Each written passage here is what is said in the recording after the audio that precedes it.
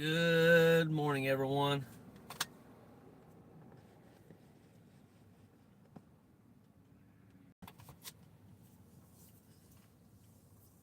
Happy Monday.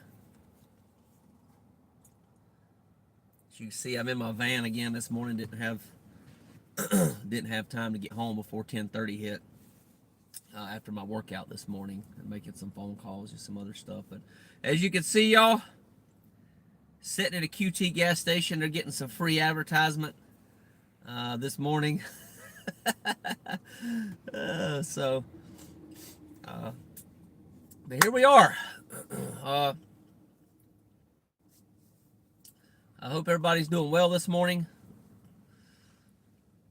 I'd like to officially welcome you to the Daily Reader podcast on the Tony's Journey YouTube channel, where we read from a daily reader or a devotional, and we learn tools and principles, including but not limited to prayer, meditation, and breath work that help us to stay more present and to live better lives. We meet on here regularly 7 days a week at 10:30 a.m. Eastern Time. If you're new here, be sure to subscribe to this channel for future video updates and podcast episodes.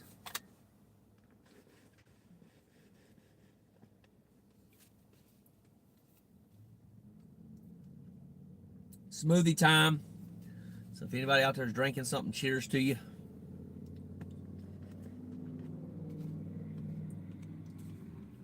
Love my smoothies from the Smoothie King, y'all.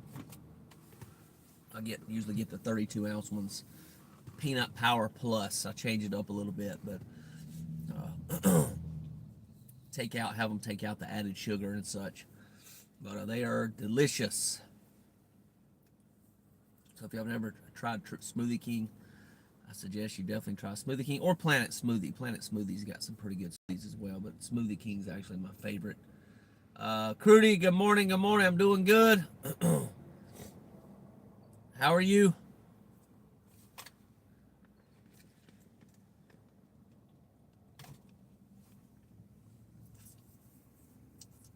So let's start off this morning. I'm planning to do this every morning. It's actually part of the work and commitment I did with the guys last week as well for my intensive. So let's just think of something that we're grateful for this morning. And you can leave it down below in the comments. I'm gonna voice mine on here to y'all. I am grateful for Smoothie King. Just mention it, right? Grateful for the smoothies that they provide over there. They are absolutely delicious and nutritious as well. They have organic vegetables. They use all organic veggies. I don't really do veggies in mine. Normally just fruit, some peanut butter, almond butter.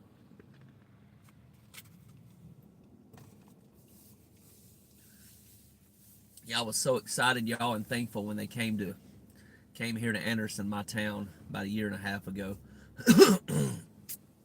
And I've been going there ever since to get my smoothies. Unless I make them at home. Sometimes I do. And sometimes I just buy them at Smoothie King. All right, y'all. Well, let's go ahead and now we're going to get started with the relaxation portion this morning. So whatever you have going on right now,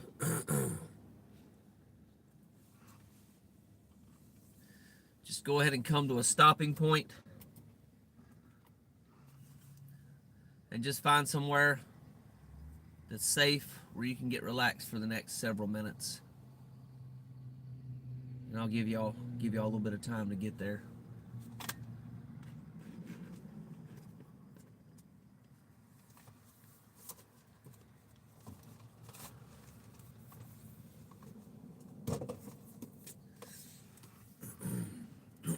Excuse me.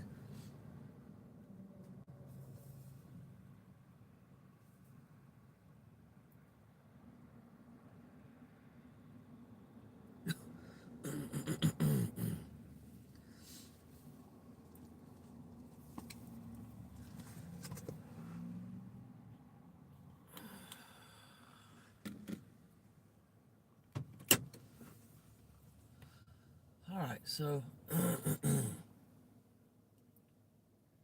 go ahead and close your eyes this morning.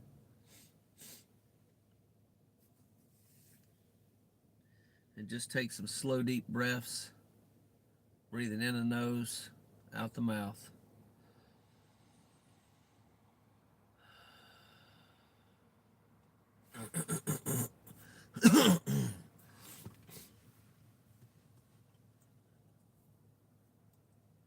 And as you're breathing, just let go of any worries you have about the future, any regrets you have about the past, and just be here now.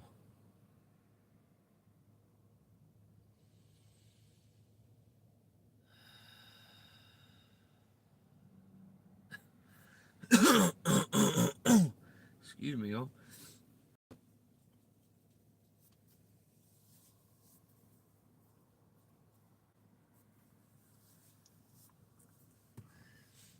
Switch things up a little bit today. So on the inhale,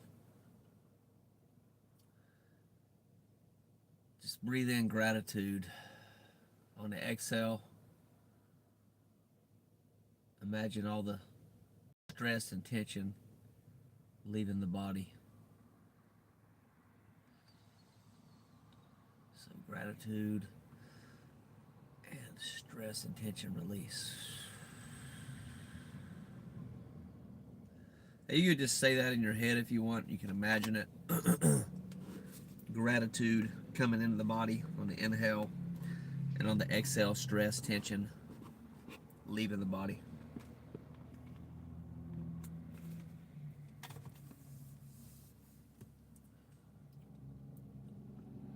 It's a really powerful process, y'all. If you embody it, put this into practice.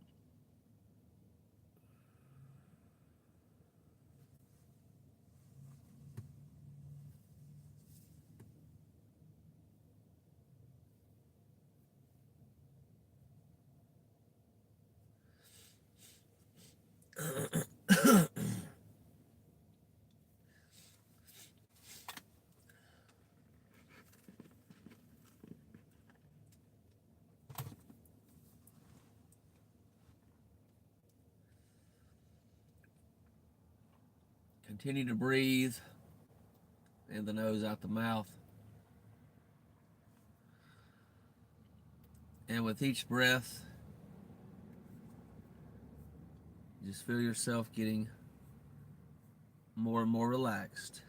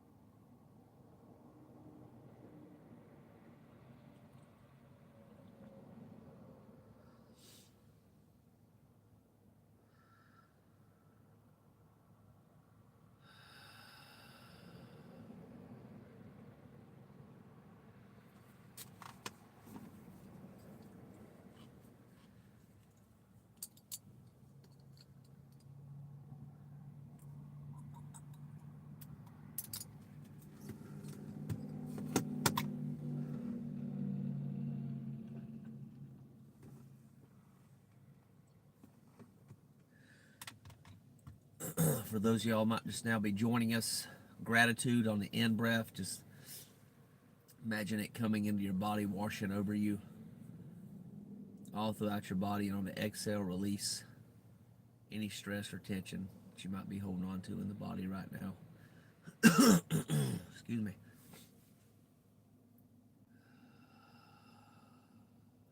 blow it out too on that exhale. You can do it audibly if you want. You can do it either like you're fogging up a mirror, and just go. I find it better to do it like that, lips pursed, just forcing it out. Letting all that junk go. Don't need to be holding on to it anymore. Just let it get out. Release it. Surrender it to the universe, God, whatever you want to call it. Don't really matter as long as it gets out of you.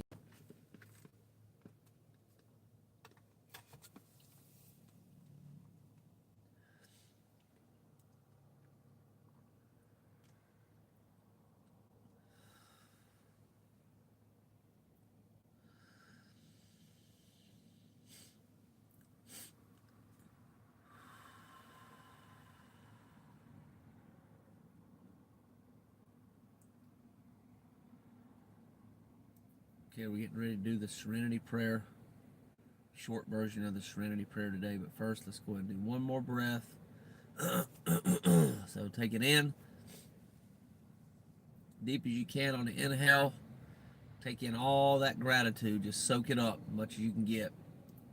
Then on the exhale, blow it out audibly, releasing any stress or tension.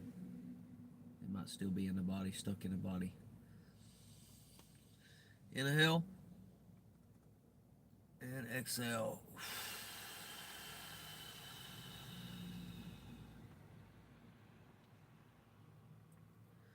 And prayer.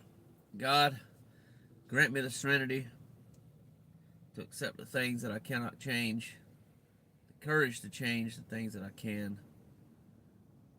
and the wisdom to know the difference.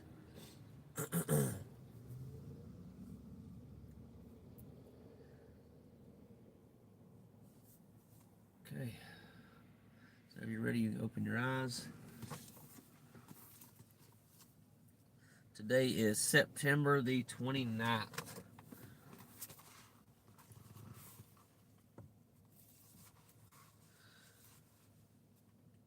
Says, I can remember a time when sex was as easily as rolling off of a log. Now even rolling off of a log is not easy as it used to be. I'm mature and my body has more limitations than it used to have. I also have more responsibilities than I once had. My life is more structured and less spontaneous. The positive aspects of responsibility and structure is that both allow me the pursuit of interests that bring me pleasure. Still, I find it difficult to allow intimate and spontaneous time with my wife. What to do? Surprising to me, the most glaring oversight in my intimate experience is a failure to include my higher power. My sense of practicing in Al-Anon's principles in all of my affairs, as suggested in Step 12, invites me to ask for guidance from my higher power, even in matters I once might have considered too personal. Thought for the day. My higher power is my parent in everything that I do. Today I can include God in my entire life, even in areas I once considered off limits. I do not mean to imply that I have found a magic formula for sexual enjoyment, but I do believe in changing the things that I can. In my particular case, that meant putting the whole issue in the hands of God. And that's from the book In All Our Affairs, page 115. Interesting reading, y'all. The sometimes scary three-letter word for some people, sex.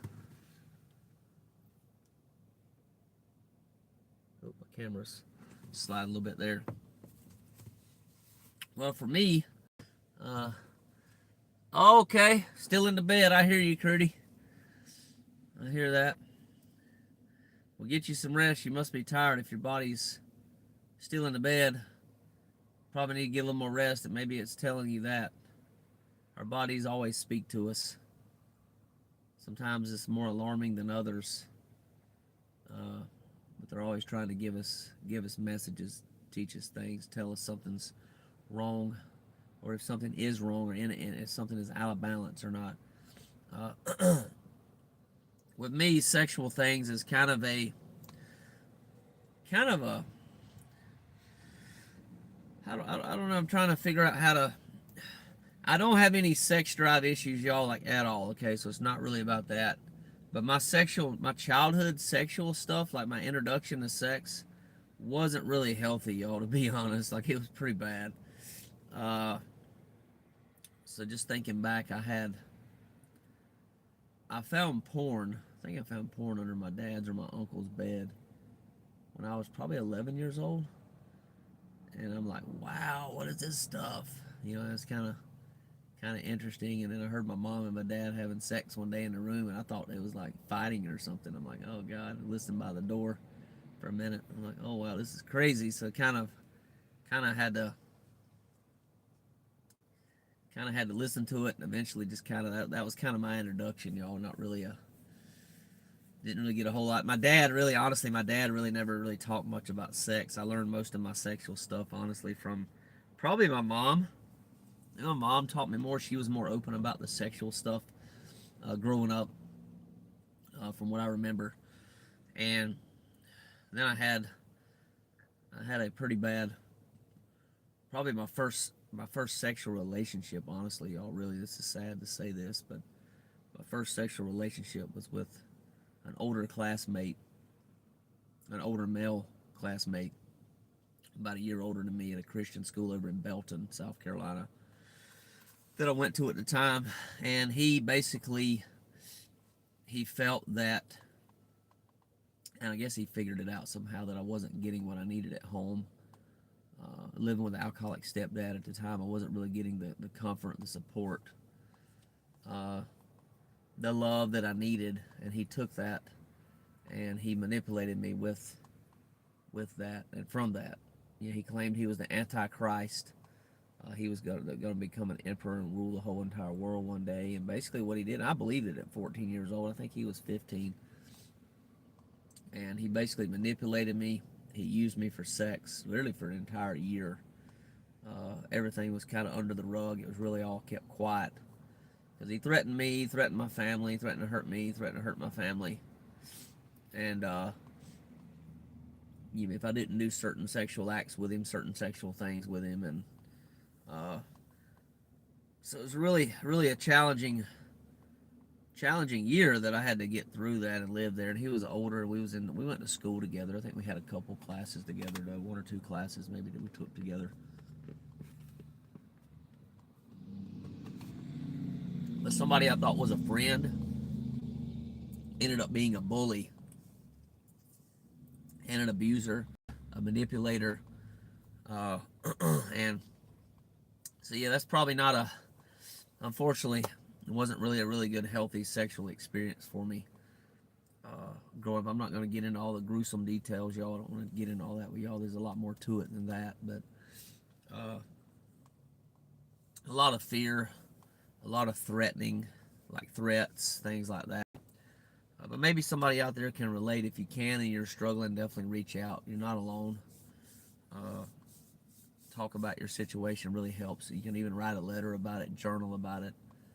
That can help as well. So, on the positive side of it, I have had some healthy relationships, some healthier sexual relationships in my life. So, grateful for that. Intimacy is really good too. I've had some really powerful, intimate relationships with people. Not even really about sex, y'all. Just about hanging out, enjoying life together, cuddling, holding each other. It's the really powerful thing that I have had that has been really positive in my life. So being held, being touched, which I really like that. I think as humans we're turned on by touch and sometimes soothed and comforted by the touch of another, the holding hands with somebody else, hugging one another. I think that's human nature, to be honest, to really be touchy-feely like that with other people. So, at least in my experience. So y'all correct me if I'm wrong, but I believe it's a positive thing, right? So I'm going to leave y'all with a positive, kind of a positive spin on the sexuality stuff.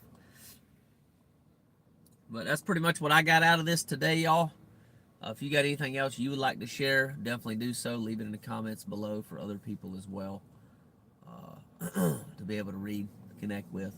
If you had any other experiences about sex and sexuality you'd like to share, I'm sure some other people would benefit from that as well. So, all right, y'all. Well, I'm gonna go ahead and wrap it up for today, and get out there, y'all. Make it a great day, great Monday. Enjoy your day. Sometimes, how about this? How about accept your day? Accept everything that comes. I'm not going to say enjoy it, because I don't always enjoy everything that happens in my life, everything that comes to me, but I will say just accept it. And just take it for what it is, right? Take it for what it is, and make the most of it. Make the most of whatever shows up, whatever comes. So, yeah, look forward to seeing everybody again tomorrow. And y'all take care. God bless. As always, peace and love.